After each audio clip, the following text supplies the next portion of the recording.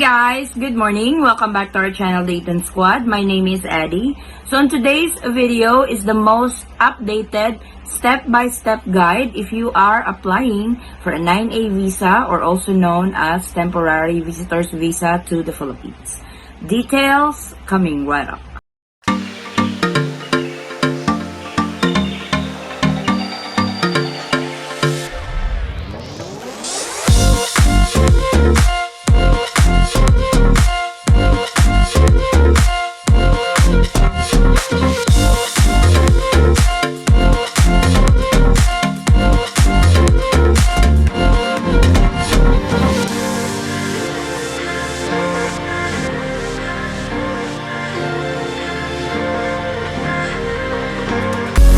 So now that the Philippine government has finally lifted the entry exemption document for 9A visa holders, that they don't need this anymore, for sure, new 9A visa application will increase at the different branches of the Philippine consulates abroad. So this video is a step-by-step guide if you are a new applicant for 9A visa or also known as temporary visitor's visa.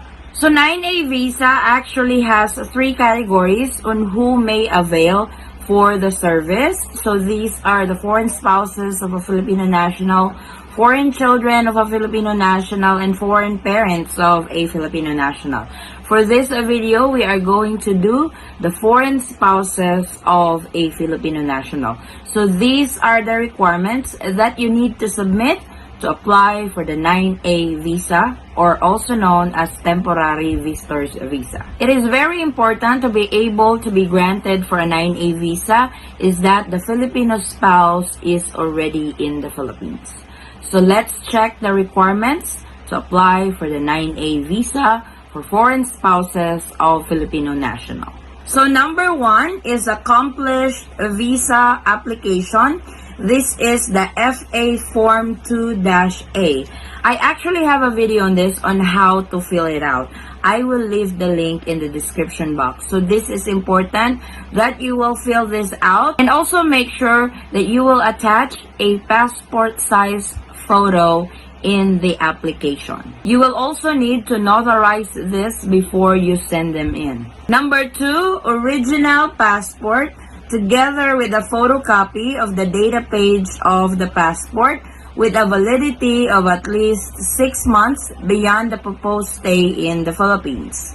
Yes, I know some are worried because they are sending their original passport, but unfortunately, there's really not much of a choice on that because your visa will be attached in your passport. So make sure to send your original passport. Also send a photocopy of the data page of your passport. Also make sure that the validity of your passport is beyond 6 months on your proposed stay in the Philippines. Meaning you still have more than 6 months in your passport after you leave the Philippines because they are very strict on that, especially airlines. If you don't have more than 6 months validity of your passport, you will be denied from boarding.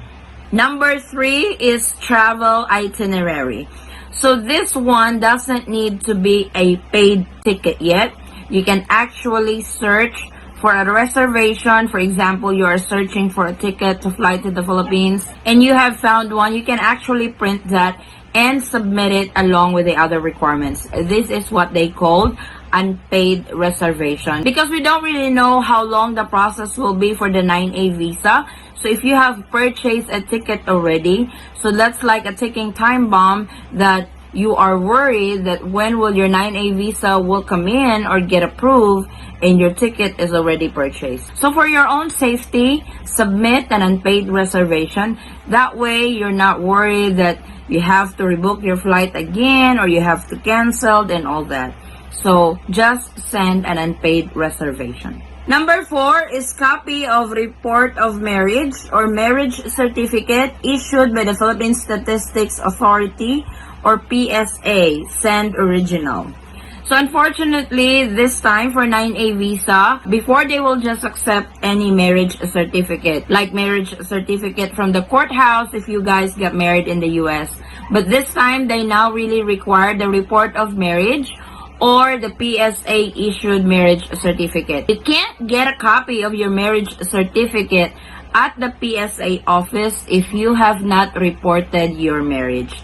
So it's important that you apply for the report of marriage so you can get a copy at PSA at any time.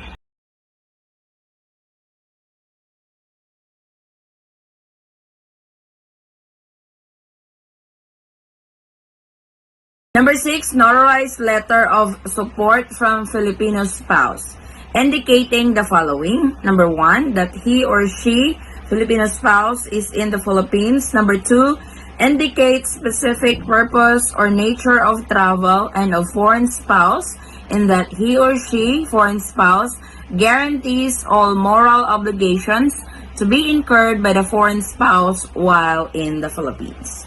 So with the notarized letter, this is actually a letter request from the Filipino spouse for her husband to be granted for a 9A visa.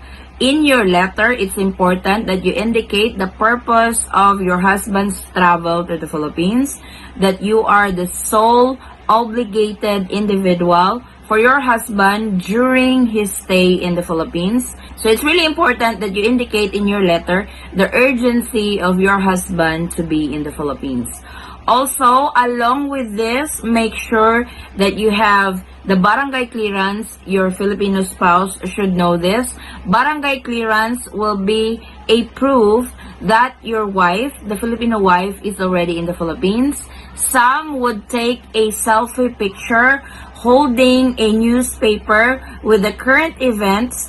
This is also a proof that your wife is already in the Philippines. This is really important because 9A visa is not just granted right away. You have to have a valid reason why your foreign spouse needs to be in the Philippines, and you need to send proof that you as a Filipino wife is already in the Philippines. Number 7, copy of the valid Philippine passport or valid Philippine government-issued ID of Filipino spouse. If spouse is a dual citizen, applicant may alternatively submit a copy of dual identification certificate or certificate of reacquisition or retention of the Philippine citizenship of Filipino spouse.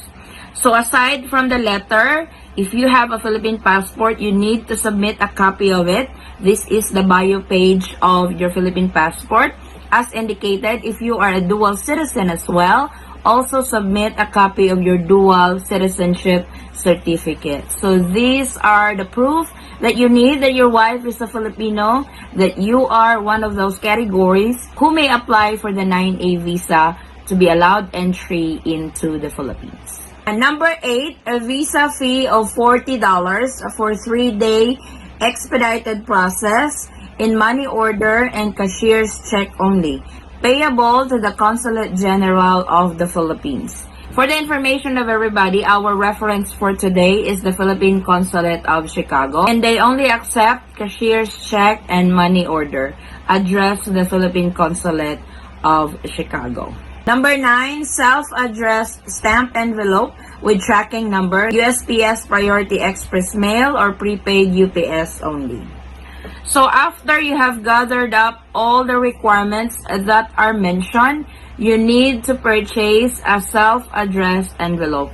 What you gotta do is go to the USPS office, buy the large envelope, the priority mail envelope, that you think all your requirements would fit in, because after they have processed your application, they will send all the paperwork back along with your passport and the 9A visa already attached in your passport. So make sure that you have sent an envelope that will fit all your paperwork going back to you when your 9A visa is approved. So these are the most updated requirements or the step-by-step guide to apply for a 9A visa or the temporary visitor's visa. Like I mentioned, our reference for today is the Philippine Consulate of Chicago. And this is what the Philippine Consulate of Chicago will implement to new applicants of 9A visa. But this doesn't mean that the requirements that they ask from the Philippine Consulate of Chicago is the same with the Philippine Consulate in San Francisco or the Philippine Consulate in Los Angeles or in Texas. So make sure that you check. This will really depend on your jurisdiction. So if you belong to a certain jurisdiction, check the latest requirements for the 9A visa application. Thank you so much guys for watching. If you find this video helpful, please give it a thumbs up and share it with your friends and family whom you know that can use this video as reference. If you are new to our channel, welcome. We do travel updates, and if you are not a subscriber yet, please consider subscribing and don't forget to hit that notification bell so you will be notified on updates like this. And to our subscribers and new subscribers, thank you so much for the continued support and trust to our channel, the Eaton Squad. I hope to see you guys on our next travel update. Stay safe, stay healthy, and God bless everyone. Bye!